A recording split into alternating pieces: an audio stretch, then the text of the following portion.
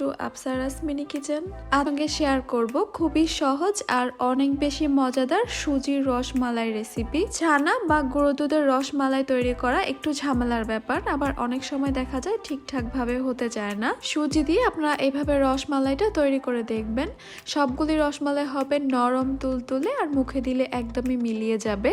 আশা করছি আজকের রেসিপি আপনাদের কাছে ভালো লাগবে। ভালো লাগলে আমার চ্যানেলটি সাবস্ক্রাইব করবেন, বেল বাটনটি অন করে রাখবেন আমার পরবর্তী ভিডিওর নোটিফিকেশন সবার আগে। তাহলে আর কথা না বাড়িয়ে আমি রেসিপিতে চলে যাচ্ছি। প্রথমে আমি রসমালাইয়ের মালাইটা তৈরি করে নিব। আজকে আমি বাদামি রঙের মালাই তৈরি করব।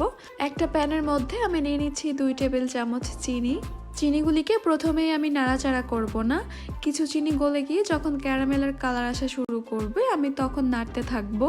চুলার হিটটাকে কিন্তু এখন বাড়িয়ে দেওয়া যাবে না, তাহলে ক্যারামেলটা খুব দ্রুতই পুড়ে যাবে।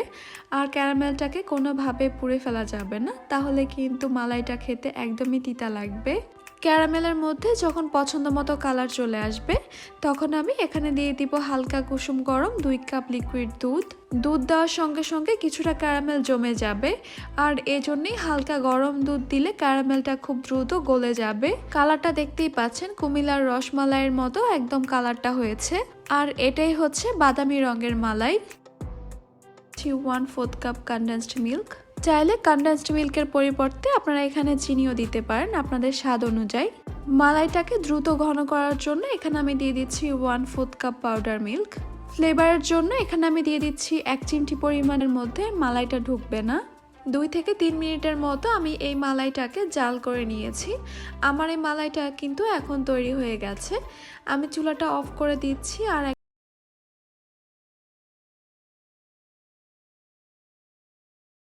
লিকুইড দুধটা আমি একসঙ্গে দিব না, আমি 2-3 বারে দুধটা দিব আর মিশাতে থাকবো। অনবরত দিচ্ছি 1 টেবিল চামচ চিনি, সঙ্গে দিয়ে দিচ্ছি 1 চিমটির মতো এলাচ গুঁড়া। এখন এই সব কিছুকে আমি আবারও ভালোভাবে মিশিয়ে নিচ্ছি। কিছুক্ষণ মিশিয়ে নেওয়ার পর দেখতেই পারা অফ করে দিব আর এই সুজির মিশ্রণটাকে একটা মিক্সিং বলে নিয়ে নিব। নর্মাল টেম্পারেচারে আসার জন্য আমি 2 মিনিটের মতো এভাবে রেখে দিব। হাত দিয়ে ধরা যাবে ঠিক এরকম ঠান্ডা হলে এখানে আমি দিয়ে দিব 1/2 চা চামচ বেকিং পাউডার। এবার সুজির মিশ্রণের সঙ্গে আমি বেকিং পাউডারটাকে খুব ভালোভাবে মিশিয়ে নিব। এই মিশ্রণটাকে আরও বেশি সফট আর স্মুথ করার জন্যই পাচ্ছেন এই মিশ্রণটা কিন্তু অনেক বেশি সফট আর স্মুথ হয়ে গেছে। এখন রসমালাইয়ের মিষ্টিগুলি বানিয়ে নিব। আমি কিছুটা সুজির মিশ্রণ হাতে নিয়ে নিয়েছি। এবার আমি এগুলোকে গোল আর একটু চ্যাপটা করে মিষ্টি শেপ দিয়ে দিচ্ছি। আপনারা আপনাদের পছন্দ মতো কিন্তু যে কোনো শেপেরই বানাতে পারেন। এগুলো তৈরি করা হয়ে গেলে এবার আমি এগুলোকে ভাজতে চলে যাচ্ছি।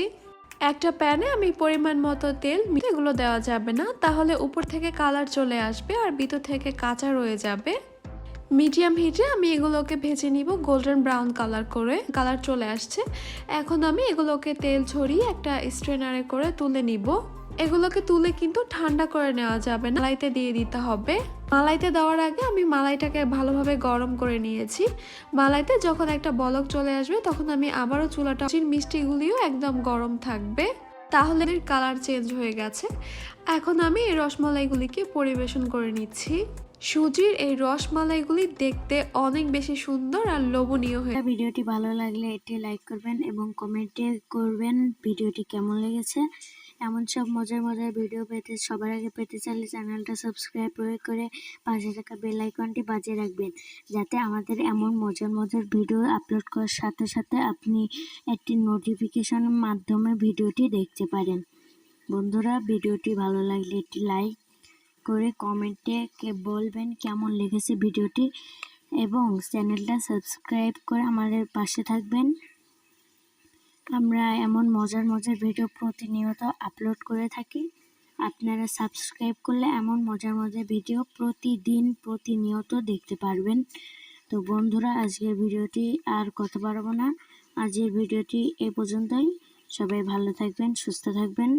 আল্লাহ হাফেজ, বাই। আমাদের পরবর্তী ভিডিও সবার আগে পেতে হলে সাবস্ক্রাইব কিন্তু অবশ্যই করে রাখবেন, আর পাশে থাকা বেল আইকনটি কিন্তু সবার আগে বাজিয়ে রাখবেন। তো বন্ধুরা, আজকের ভিডিওতে